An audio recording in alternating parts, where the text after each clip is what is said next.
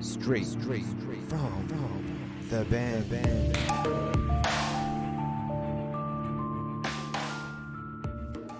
Hello, folks. Welcome to another episode of Straight from the Ben. Today, we are talking with Jenna Morton. Jenna is the creator of the Pickle Planet website and podcast. So, Pickle Planet is a parenting site of sorts. We'll get into a lot more detail when we get into our discussion, but we do talk about why she got it started, and we get into a conversation about parenting, and of course, amongst other things, like we usually do. I really enjoyed talking with Jenna.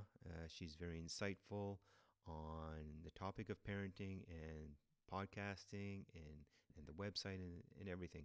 So, hope you enjoy our conversation with Jenna Morton. Testing. 1, 2. 2, 5, 7. Test. 2, 5, 7. Welcome 1, to Straight from the Ben. 5, 6, 7, 8, 9. Probably the most average podcast ever. 7, In 3, 2, 1. Al. Fern. What's this big thing in front of me? I know, Fern? huh? All brand New equipment. New equipment. It's We're it's coming up. It's huge. Coming up in the world. So Well, I thank can you. do my and it will be Yeah. out now. It'll be out. Good. Yeah. Fancy. Moving up in the world. That's what we're doing. Moving on up. That's what we do. Yep. So, So your week is going well. it is. Well, actually, it's Sunday, so it's just Sunday, so starting. it's just starting. Yeah. So far so good. Where are you going? Yes. All right. And we're here again. again with with another guest. Another special guest. Yes. Yes. Another podcaster. Another. I'm- Yes. I'm very A excited about a that. fellow podcaster, actually probably much more experienced than us. Well, And- most likely. Yes, most likely. Not Let's, just your let's be honest. yes, not just your average podcast like No. us. So today we have Jenna Morton from Pickle Planet. Yes, With hello. Hi, Welcome. Jenna. Welcome. Thank you. Pickle Planet. Yeah, Yes. website. It's I very love it. interesting. I love it. I can't wait to get into this. Yeah. Okay, let's start right off the bat. Let's- boom. Where does that name come from? Well, okay, yeah. Yeah. Pickle. Yes, let's So- start with. Pickle Planet is not a real place other than what I've created. So, Pickle Planet is mostly a parenting website. And when I was starting it, I wanted to make sure it was inclusive. So, I didn't want it to be a mom site or a dad site. I didn't even want the word parent. But I like alliteration, so parenting put me into the P's.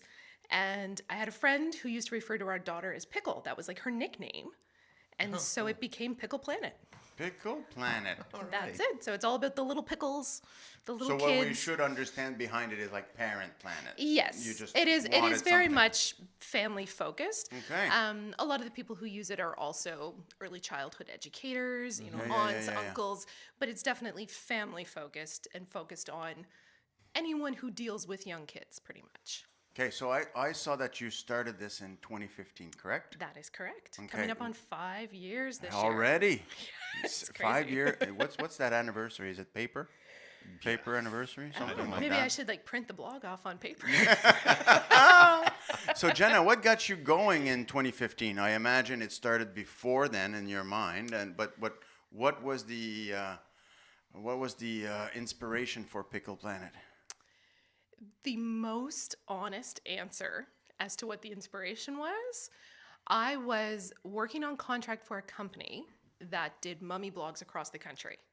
And so I had been writing for them for a couple months and they went bankrupt. And I went, oh, this having extra money again was really nice. And writing again was really nice. And Moncton doesn't have anything like this. I should probably just keep doing it. And so within 2 weeks of finding out that I no longer had a contract, I created the website and haven't looked back. Wow, cool. But the longer story would be that my background is in journalism. So I spent a decade, I did my university degree in journalism, spent a decade working in journalism, Okay. and then was staying home with our 3 kids when And that where all did happened. you work as a journalist? Primarily CBC Radio Okay. in Cape Breton, Calgary, Toronto, and Moncton. And yeah, some print. The Okotoks Western Wheel, which is a community newspaper outside of Calgary. Spent a couple months there. A couple different magazines. Yeah, Times Okay. and Transcript. Did a column for them for 3 years. You're originally from the Greater Moncton area. No, I am All not. right. So what pickle planet are you from? I grew up in Cape Breton. Cape Breton. wow. A Yes. Cape Bretoner. Yes. I should have known with that smile and Yes. joy. Yes. Yes. Okay. Morton is my married name. Originally, I was a McNeil. Which is what most McNeil. people who would have known me back in my radio days was Jenna McNeil. the name that they knew. Jenna Yes, McNeil, because now I was Jenna on Morton. air for quite a while. Okay. Yeah, but my husband grew up in Riverview, which is how we ended up Gotcha. back here. Oh wow. So in 2015, you're a blogger. Yes. Or you're a blogger. And you're blogging about parenting or being a mom. Is that Yes. Yeah. It was again. It was very parent focused, mostly mommy focused stuff. So in 2015, the kids would have been almost 2 and 4. it? Okay. I'm trying Still to quite remember young. back. Still I quite don't do young. math well yeah. in my head quickly. So yes, they were very young. So we have 3 kids that are born within 2 years of each other because we have twins. We have identical twin boys who are 6, about to be 7, Okay. and our daughter who is 8, who will be 9 until the Wow. summer.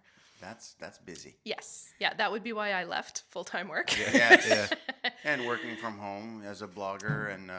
Yes. So what would you consider Pickle Planet? Is it a website? It's a Is it a blog? What it's- is it? I would say these days it's a digital media company. It started primarily as the website with a presence on social media, and then it kind of picked up steam 2 years ago when I started doing the podcast with Tosh Taylor, who's my co-host for that. And then last year I added in a magazine that's a partnership with Brunswick News. And yeah, and I also have picked up, I do some writing still for other people. I've done some social media for other companies as well. So digital media company is really the all-encompassing term now.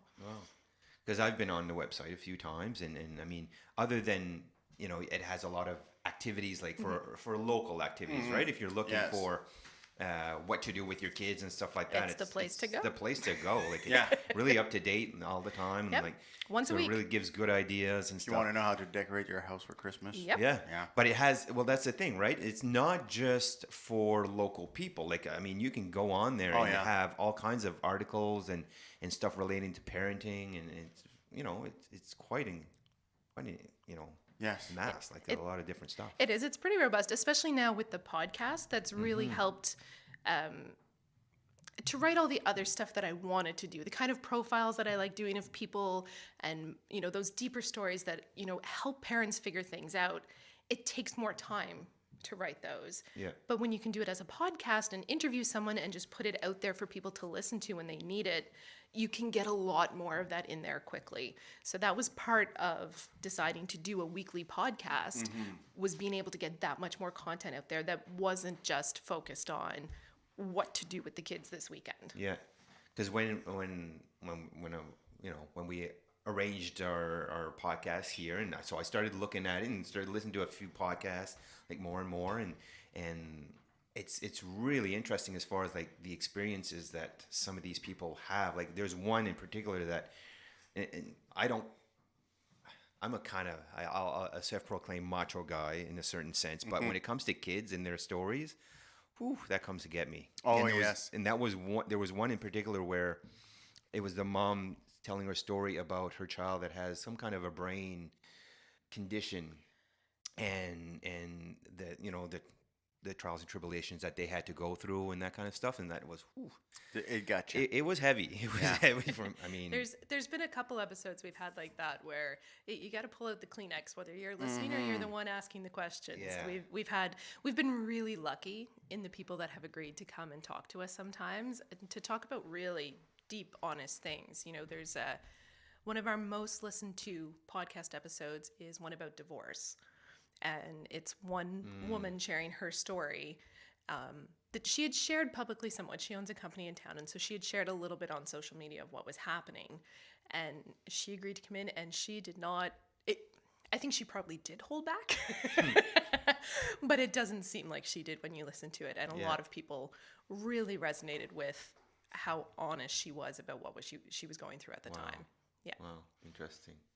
So the written content on your site, you're the That's all me. that's all you. That's all your research and all and everything.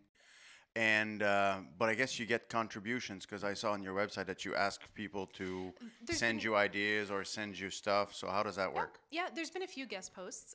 A lot of times, too, what'll happen is if I know someone and I know they've got a great story, especially a lot of times if someone writes, like, you know, one of those really long Facebook or Instagram posts where you're like, this is fantastic, I will reach out and just say, can we flip this and make it a guest post? Like, are you okay sharing this? Because more people need to read it, and it needs to.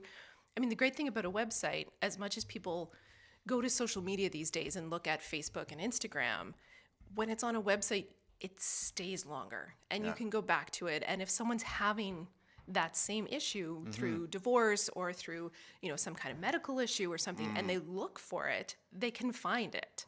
Yeah. Something they can really relate to and say, you know, I'm not alone going through this kind of thing. Yeah. Exactly. Yeah, I think that's one of the best things about social media and the internet that we've come to find out is just how much we are all connected. Yeah. As much as it can still make you feel isolated, depending on how you use it, there's so much good there. So how do you find your guests then? Is it mostly through that, like just Yeah, kind of word the of odd mouth, time or- someone will reach out, but for the most part, it's just who I come into contact with. Sometimes other friends of mine will say, hey, do you know about so-and-so?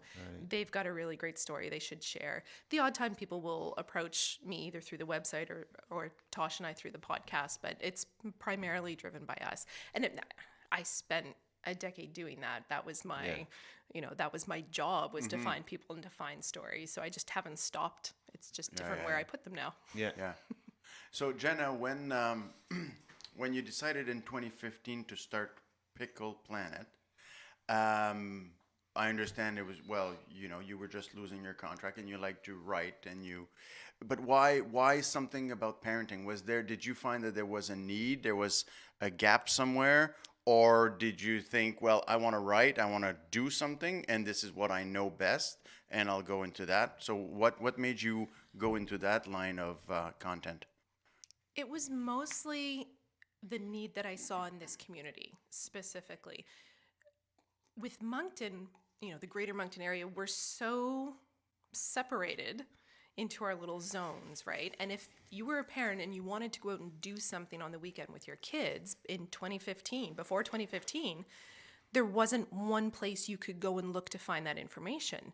You could go to the City of Moncton site, and you could go to the City of Dieppe site, and you could go to the Town of Riverview site, and if you lived in Shediac or Sackville or Salisbury or whatever, there were other things going on. But if you didn't want to do all that looking, there was no place to go to find it all together. So that's what I did. Every week for now 5 years, Yeah.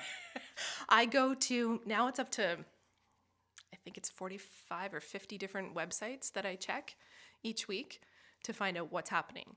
And the amount of people who have gone out to something that they wouldn't have otherwise known about, that's what keeps me going and doing it. Because the other part of my background that I never kind of followed through with, I was going to do a master's in economic geography. And I was like about to head to England and do this when I got offered a contract here in Moncton. Actually, was what kept me in Canada for the first while. And the focus of that was about pride of place and community and the power in being proud of where you're from. And so for me with Pickle Planet, it's looking at it through that lens of going, you know what? If we want our kids to grow up proud of where they are, connected to where they live, knowing the people in their community, knowing what's great about being from here, then we need a way to get them out and experience the community. So anytime that I'm like, oh my goodness, why am I looking at all these websites again? I remind myself that's why. Yeah. Because if you can raise children who are proud of where they're from, who know what's going on around them, even if they leave, whether or not they move back, they keep that with them, right? That's Those are the people that are in Toronto sending work back here. Those are the people that are living all over the country telling people, you need to go visit in the Maritimes. You need to go invest in your company there because they've got a fantastic workforce. Those are people who grew up being proud of this place. And one of the best ways we can build that pride is just to get out and be in our community because it's amazing. Yeah. Must be an amazing resource as well for newcomers to the area. Yes, right? yeah, I get a lot of families who have moved here who yes, spend a lot of time on the site. And how do people usually get to your site? How They found out about how do they get connected to your site? Facebook, Instagram, all kinds of. Most of it is still through Facebook. Is the gateway for most people. Facebook and or just word of mouth. Although a fair number of the website users show up just because they either know to search for Pickle Planet. Most of my traffic that's, web search traffic comes from people specifically searching Pickle Planet Moncton because they've heard the name. And the other big bulk is people looking for things to do in Moncton. Mm-hmm. Those are the two, if you're searching on the web, those are the two terms that bring you to me. Huh. And then it's just, it's word of mouth, it's Facebook, it's just doing things like this, getting out there, talking to more people about it. Mm-hmm. Well, just Pickle Planet. I love it. I just like saying Pickle know. Planet, right? Pickle. I Yes. know. When you first mentioned it to me, I went. Well, I didn't know what to think. Yeah. I thought it was about food for one thing. Fun fact, I don't really like pickles. Yeah. Well, the name works. I really like the name. absolutely. I like the name. You can't forget it. It sticks Yeah. in your mind. Yes. So Yeah. But I have to give you guys a big shout out because of something I realized today. So I made a very conscious decision when I named it Pickle Planet Moncton that the Pickle Planet part was very inclusive and different so it would stick in people's minds, and Moncton very specifically because I wanted it to be local. I only realized today that when I started putting our podcasts up, I never put Moncton in. It's just the Pickle Planet podcast. When because you in your first episode, you talked about how you kind of started the podcast because no one else was doing one. I was like, oh, but ours, I'm like, wait, no. Ours doesn't come up if you search Moncton. Wait, what? and that's the yeah. And so 'cause- now I have homework to do. Yeah, because So when I was thanks. searching, I was looking, because I just want, because again, I don't want to go through the whole story again, but I was looking for, just something more local, like what are some local people that I can kind of get interested in or listen to, and yeah, when you did a search, you really don't come up with a whole lot. Yeah. So yeah, it's interesting. Yeah. So what got you into the podcast? So the podcast started in 2017? Yes. Yes. So Was this it is- just an easier way, a broader way to reach people? Yes and no. So podcasting was always something that I figured I would do because broadcast was my background. That was most of my journalism was spent in front of a microphone. But I also knew that it takes equipment and it takes software. And although I could do that, investing in it and relearning how to use a different software than I used to use, I was just like, oh my goodness, I do not have time for any of that. That's why I just show up here on Sunday nights. So that's basically what I did. Is I started to get to know Tosh Taylor, Yes. who most people probably know through the radio because she's been on the morning show at K94.5 for I think it's 12 that years now. Tosh. Yeah, so she's been on air in Moncton. Oh, Hey, yes. Tosh. Yeah, Yes. the Tosh. Because yes. she does her radio show from home, doesn't she? Exactly. Yes, I remember. Yes. I was listening to K94.5 at the time. Yes, when she started to do it Yep. from home. So yeah, when she had her first daughter and then Yes. her second daughter, so she's been working from home. So I knew we had met once or twice through different things in the community. Her girls are just like one step below my kids. Yeah. And I knew she had all the equipment. So I basically sent her a message one day. I was like, hey, have you ever thought of doing a podcast? Do you want to go hang out at the playground and talk for a while? She was like, yeah, okay. And pretty much the next week we started. And so once a week we sit there and we record our podcast, and we started just the two of us, and probably the first, I don't know, dozen or more episodes are just the two of us ranting and raving about things. And then we started to bring in more guests and do slightly shorter episodes. And then we started with Rogers as a partnership. And so now the podcast is also videotaped. And so that keeps us to a very strict 23 minutes, which is fantastic for us because otherwise we'd sit there all day. Interesting. So Yeah. why 23 minutes? Because of Rogers? Yeah, that's how long their half-hour slot is, Do basically. you find, and I'm just curious for us now, do you find that it's a good time, or is it too It's- short? I think it's a good time. There are times when it would be good to go a bit longer. And I mean, we can always do that when we can do a bonus episode or we can do a two-parter or whatever. Yeah, I mean, yeah. we have that flexibility if we want to. For a lot of the interviews, 23 minutes is enough, especially because a lot of times we're talking to people that might have their own business or their own blog or something that we want to send people to them, not just share everything in the podcast. And also just because we found that, if we started talking, we would just never stop. Yeah. And so it's good for us to kind of keep us in line. Yeah. But every now and then we'll do a bonus that's longer. And I think we're probably due for another one that's just the two of us talking for a while. And then you just pick a topic that you want to address, or is it just talking about anything that goes through your head that night? We usually have one topic that we discuss beforehand that we're going to focus on. Like some of the ones where we've really kind of just gone off and, ranted and talked for a while are things like holidays, people overdoing holidays. We talked a lot around Halloween one time about my thoughts on people making a deal, people getting all riled up and thinking that they should be scared about kids out at nighttime at Halloween. And Oh, really? yeah.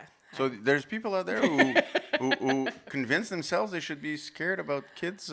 Oh yeah, and the whole I love the concept of trunk or treat and monster trot and boo at the zoo and all these activities that are not trick or treating Yeah. if they're being done just to get the community together. Yeah. When people start to talk about them as we need to do this because we can't send our kids out trick or treating. Yes. No, you can send your kids out trick or treating. Yes. In fact, I think it's really important that we do that because then your kids get to know who lives around them and they go door to door and they actually get to meet people and they know that if something happened, I've gone to that house before. I could go up to the door and ask for help. It lets us tap back into the kind of environment that it was more like when we grew up. Well, right? I think we live in a more and more paranoid world, and I think that the 24/7 news Oh, it doesn't broadcast It doesn't help. is that's the issue to This me. is the but- first year my kids, we let them go. Kind of like they were with a group of friends, but they went alone, and I thought that's great. I mean, it's their independence, right? It's Yes. them learning to Absolutely. having Well, yeah. confidence and being able to do things on their own. Yes. And you have to have those small stepping stones to get to the point where you're like, okay, yes, I'll let you drive away in a car when you're 16 or, Yes. we can't take away all those little moments of independence and then suddenly say, now you're 16, 18, okay, go be on your own. Yeah. If we haven't let them do that in small steps. Yeah. So I have a couple of parenting questions for you, Okay. just because we're all parents around the table. So let's do it. Did you know what you were getting into when you and your husband decided to become parents? And are you and have you found your cruise control now, or is it still? There's things going, oh crap, I thought I knew how I would react to this, or I didn't see this one coming. So tell me about your parenting journey. I think the first part of it played out pretty much how I thought it would. I don't think my husband would say the same thing. I'm pretty sure he wouldn't. I think I had a fairly realistic view of the sleepless nights and the, all the stuff that comes with babies. I did the baby stage fairly well. Okay. That I was okay Even with the twins? Even with the twins. Okay. The twins were tricky in the sense that we had a very high risk pregnancy. We almost lost them. We were told on a Monday at 20 weeks pregnant that we were having twins. So for the first half of the pregnancy, we didn't know. And then suddenly it was like, you're having twins. And it was kind of like, Well, okay, we talked about maybe 3 kids, so guess we're gonna have 3 I guess kids. this All is right. it, yeah. And then on Tuesday, we got called back to the hospital to the maternal fetal unit. And at first, I thought that was something that they just do if you're having twins, and turns out that's not the case. We were diagnosed with twin-to-twin transfusion syndrome, which basically is like, instead of the umbilical cords implanting the way they're supposed to in the placenta, they actually attach to each other. And so one baby takes from the other. Wow. Yeah. And I heard there are about that. several stages of it. And you can stay in stage 1 or 2 and just kind of go through your pregnancy, and hopefully everything goes fine. If it gets beyond that, there's a very high rate of loss of one or both. So when we were diagnosed on that Tuesday, we were told that one of the boys had a 60% chance of being born, and one of them had a 10% chance. And the next morning, we got on a plane and we flew to Toronto, where they do in utero surgeries. And we were determined to be stage 4, and there's only 5 stages. And they said that we were candidates for the surgery, although there's no guarantees with the surgery. So we went in for surgery, and they cauterized, I think it was 17 spots where the cords were connecting. And immediately there was improvement for our son Rory, who was the guy that was at 10% chance when we got on the plane. And Friday we were discharged, and Saturday we flew home. Crazy. And I stayed home on the couch for 12 weeks, going in for regular checkups at maternal fetal. And if we hadn't had the services that we do in Moncton, they wouldn't have let me come home. I was able to come home that soon because they knew I was 15 minutes away from this hospital. Okay. And so, yeah, we had regular weekly at least, and then came to the point where it was about every 2 days they had me in to be checked. And at 32 weeks, everything started to kind of go sideways again. And so they were born, and they were fantastic. They spent about a month in the NICU, but everything was best case scenario. And because of that, knowing how different things could have been, everything that did happen, it was that much easier to take it in stride. And it was that, like, the NICU for us was mostly a fantastic experience, and that's not the case for a lot of people. So, like, the first 2 years of the boy's life, I did a lot of work speaking, to the other staff at the hospital, because our case, it happens about once a year here. It happens only about 250 times a year in Canada. Wow. And a lot of families are not as lucky with their outcome as Yes. we were. Wow. Yeah. And so one of our boys does have a mild cerebral palsy diagnosis, but it's so mild that you wouldn't notice. Okay.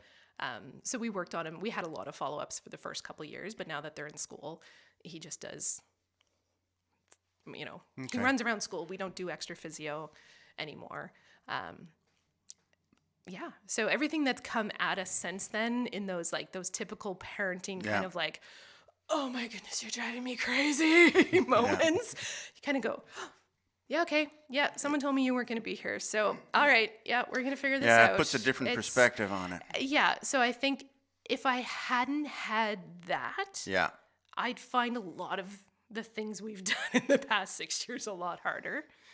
The little things like not going to bed on time. Like, that's the big one in our house right now, is we have these 2 6-year-old boys who shared a room and just would not go to bed. So we built a new room, and they each have their own room, and they still won't go to bed. My youngest is 16. Let's talk about not going to bed. Yeah. Yes. So those kind of like, there's challenges that come along that you're like, oh, I need to find someone else who's gone through this. I need to find someone who can give me some kind of perspective. Yeah. And so it's been really helpful to have already been kind of, in this space as a parenting journalist, to be like, oh yeah, okay, I remember that this person talked about that before. I remember this person, I read their blog and they were really great on this topic. I know they went through that. I'll go look at their stuff. So I think my background in journalism and the way I was trained to find information has helped me a lot as a parent as well. Because I find that's so important that you can connect with other parents that have gone through similar experiences. And again, I'm kind of repeating myself, but just the fact that you're not alone. Because I know for us, when we started our parenting journey, like we had a very tough time, getting pregnant. Just getting pregnant. Yeah. And at the time, it took us a good 2.5 years, 3 years. And you're thinking like we're alone in this, like nobody, Nope.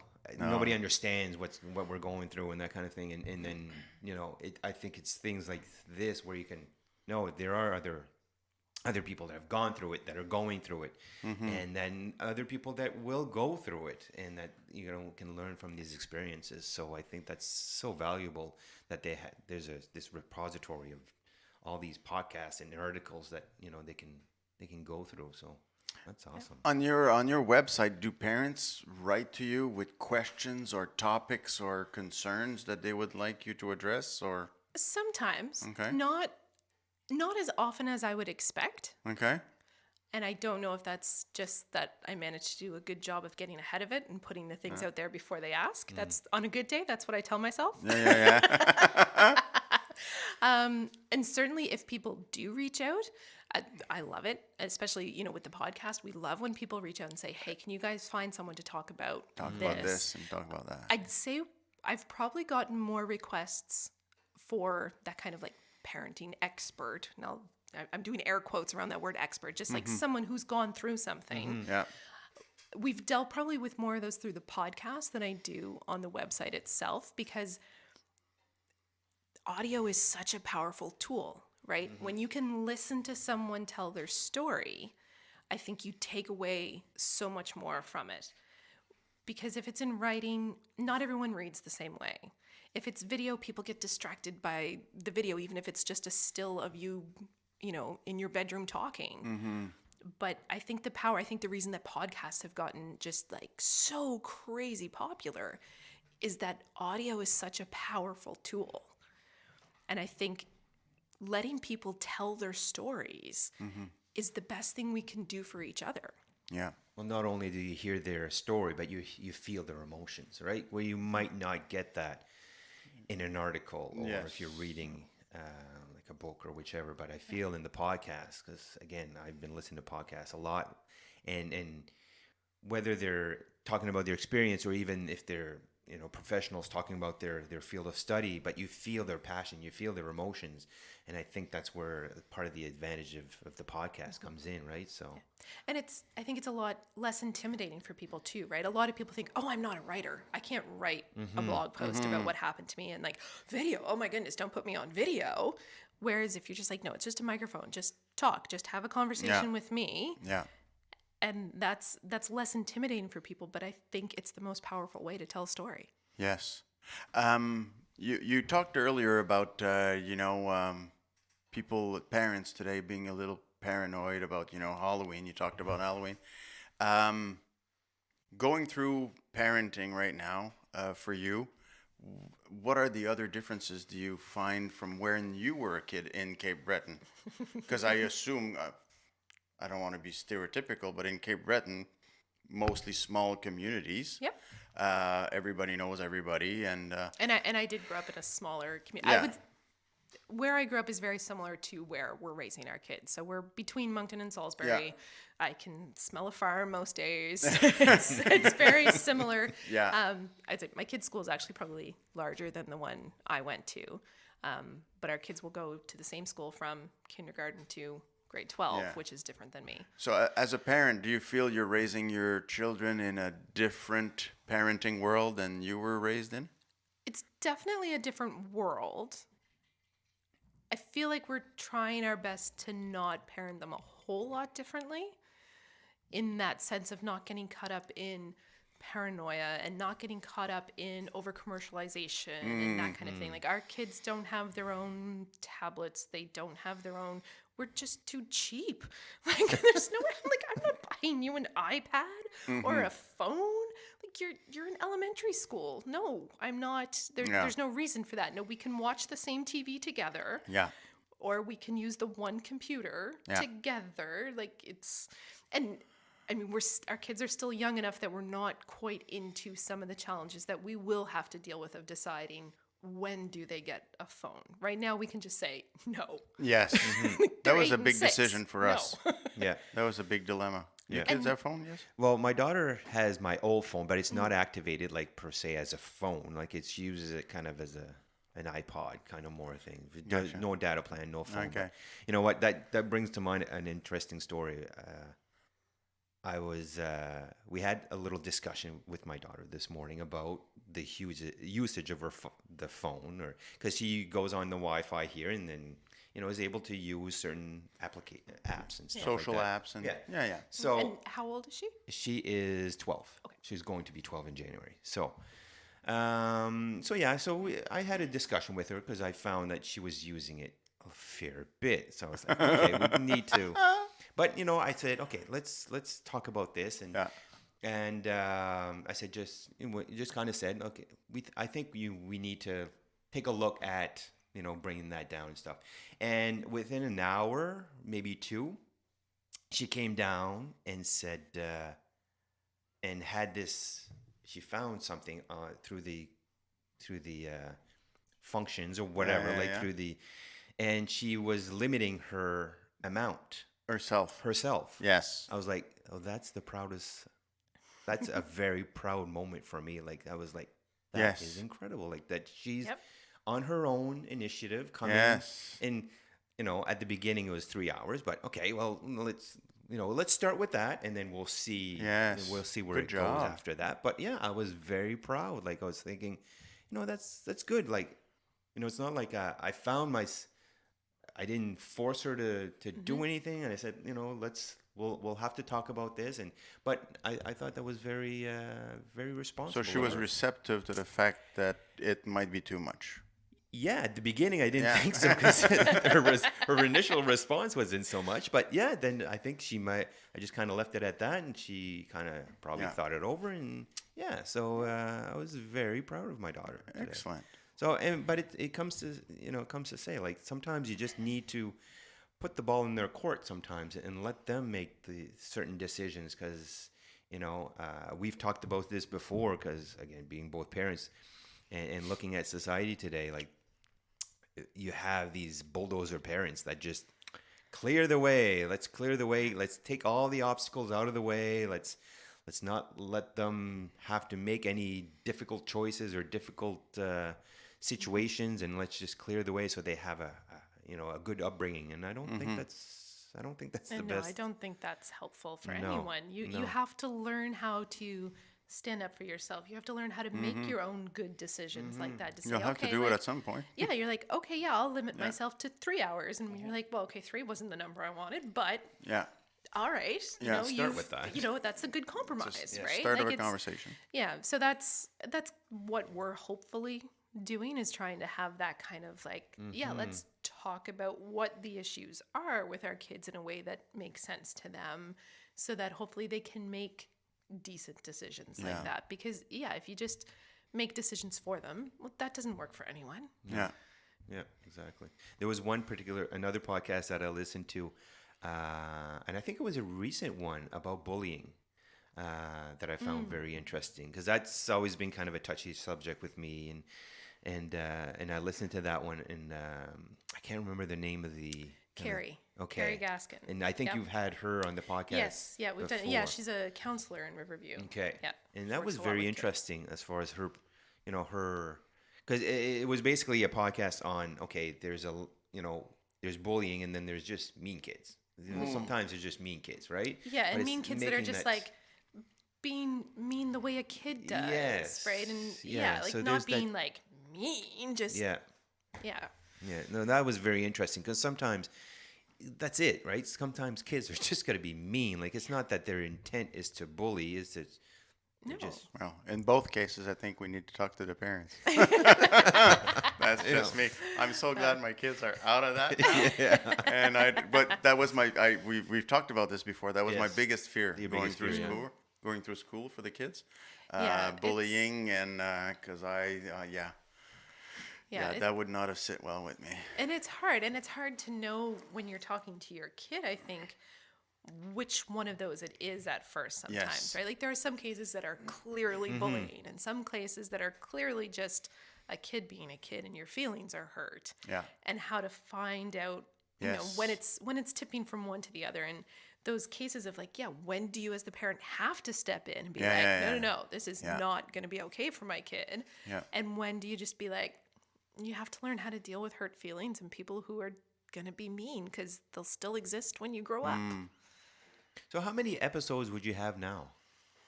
Do you know? I think we're at 64. Woo! Yeah. So how do you keep coming up with new subjects? Let's take notes. I know. Or maybe we can invite our former guests. Yes, yeah. They all have great things to say all over again. And like as you pointed out, sometimes we have the guest back multiple times because they are, you know, an expert in a subject matter, or there's someone who can keep talking about slightly different things. So like Carrie, who's a counselor she works a lot with children. When we have those, you know, one of the other episodes we did with her was sibling rivalry. Because Tosh especially was really worried about the way her two girls get along. Or not. Exactly.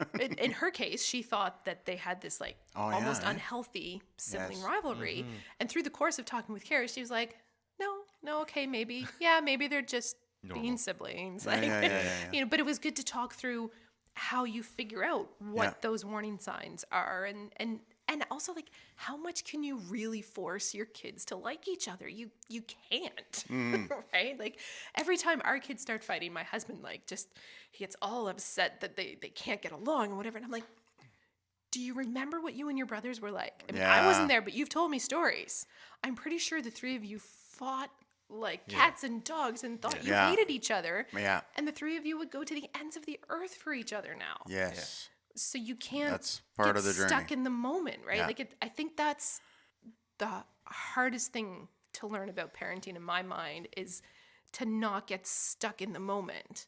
And again, it goes back to, I think that's one of the things that I learned like being in the NICU with the boys is you couldn't judge the moment you were in and you couldn't just judge it against what had just happened because you had these crazy ups and downs. So you had to look at, okay, this moment might be really bad, but think about where we were 2 days ago. Think about where we were a week ago and where we've got to. Yes. And then you would see parents with older kids who had gone through things because you could do that now. You can find these people and you're like, okay, you can have this kind of future. Yes. And I think it's the same thing every day when we get caught up in these little like, oh, is this ever going to end? You're like, yeah, it is. So how do you just kind of step back from the moment and go, okay. It's tough. It can be we've overwhelming. built this foundation. We've done these things right. Yeah. We're going to get to where we're good. It might not be what we think we're going to land at. Yeah. But you have to believe it's going to be somewhere good. Yes. Someday. Yes. Speaking of that, is Pickle Planet where you thought it would be? Like 5 years in, is that what you had envisioned for it when you started in 2015? And Yes and no. I don't think I had thought as big as it is in 2015. I think probably about 2017, I started going, oh, this should be more of a business than my hobby. And so from a business perspective, like, where am I where I want to be in 2020? I don't know. We'll see. Hopefully.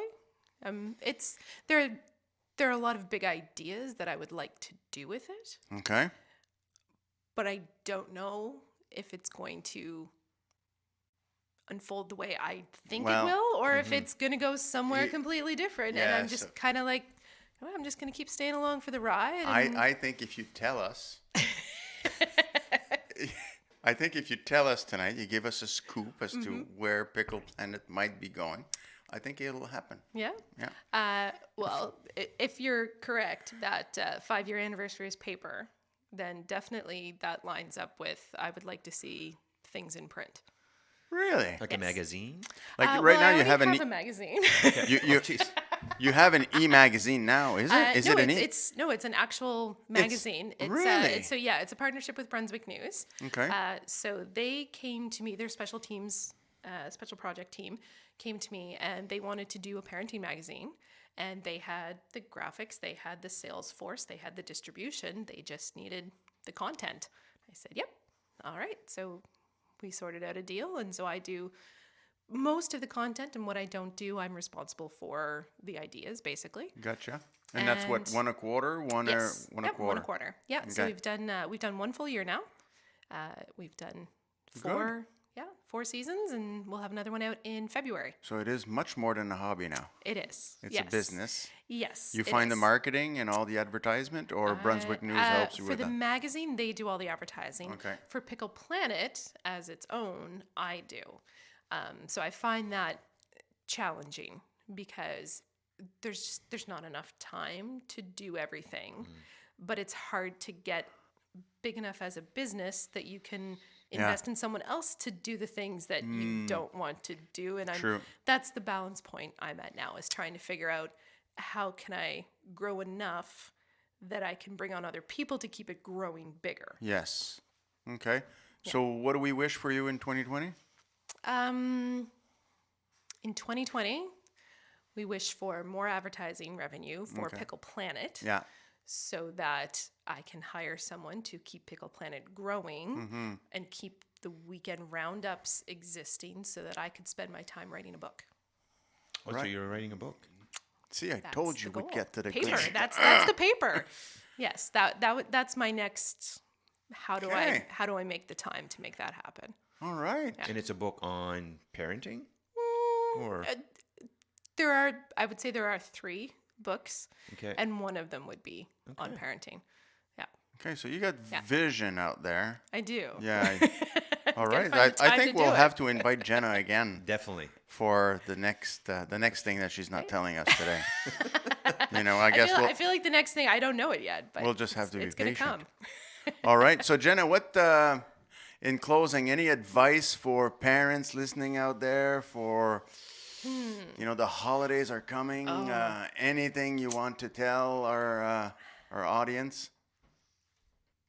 In terms of the holidays, I think people have probably seen some of those memes going around or whatever, that idea of, if you can kind of step back and remember what you remember as a kid from the holidays. Yes. Right? What were the good things? What are the things that stand out in your mind? Like, not if they were bad, let's maybe not focus on those, but if you have warm, fuzzy feelings about growing up as a kid at Christmas time, Yes. what were those things that made you feel that way? Yes. And make sure you're doing that, and don't get so caught up in, oh, I know that so-and-so's buying an iPad for the kids, and I know that so-and-so's gonna get a trip to Disney under the tree, and my kids are not getting any of that, and how do I be okay with that?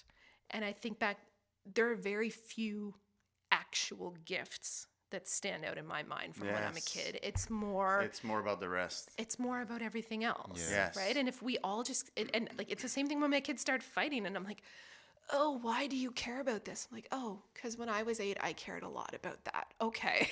Yeah. Like, just try to okay, I'm just gonna let you have your moment. I'm gonna let you freak out that you didn't get the toy you asked for, or because so and so didn't invite you over to play. Yes, that is earth-shattering and terrible for you right now. But I know in the back of my head, it's not going to be forever. No, no. Right. Yeah, They yeah. don't know that. They're not going to understand that if I it's a say that. it's a Don't learning tell age. them that. Yeah. It doesn't help. Yeah. Right? I think that's if we can just kind of try to remind ourselves of what stands the test of time Yes. and focus on that, I think we'll all come out okay. So I'm hearing that Christmas season is a peaceful season in your house. So far it's been pretty good. Excellent.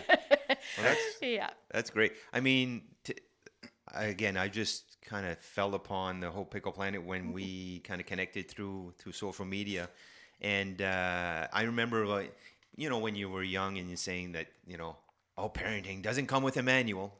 Well, actually, now it does, because really, with the internet and especially this website, it gives you a lot of insight, and I find it's not about telling you what to do.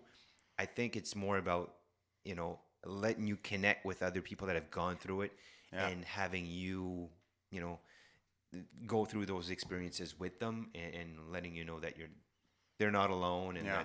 that there is a rainbow or a light at the end of the tunnel, kind of Yes. thing. So No, I think that's awesome. I think that's so true. That yeah, there's no. If you find a manual, it's probably not going to help you. No. Yes. It's that knowing you're not alone part Yes. that's so important because Yes. yeah, I think there are a lot of websites out there that will try to tell you how to parent. I don't read any of those unless I'm making fun of them, maybe. Hey, what? No, And you why might would like you their tell people perusal. that? Don't do that. All right. Well, on that note, Jenna, we want to thank you so much for joining us tonight. Thank you. This was very nice to hear about Pickle Planet and to meet a fellow podcaster. Yeah, that's so awesome. that was pretty cool. So thank you so much, and the happiest of holiday season to you and your family, and all the best for your 5th anniversary of Pickle Planet. And we'll see you here.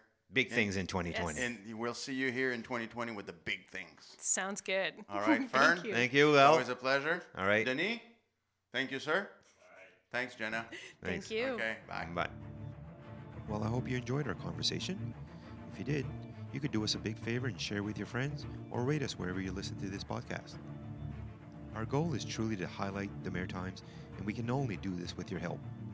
If you didn't like our conversation, well, what's the matter with you? Nah, just kidding. Our motto is one day better. That means we always want to be one day better than we were yesterday. So leave us a comment on Facebook and tell us how we can be better. We'd appreciate it, and we might even read your comment on our next podcast. Thanks for listening, and remember, look at everyone like they have something to teach you. See you next time.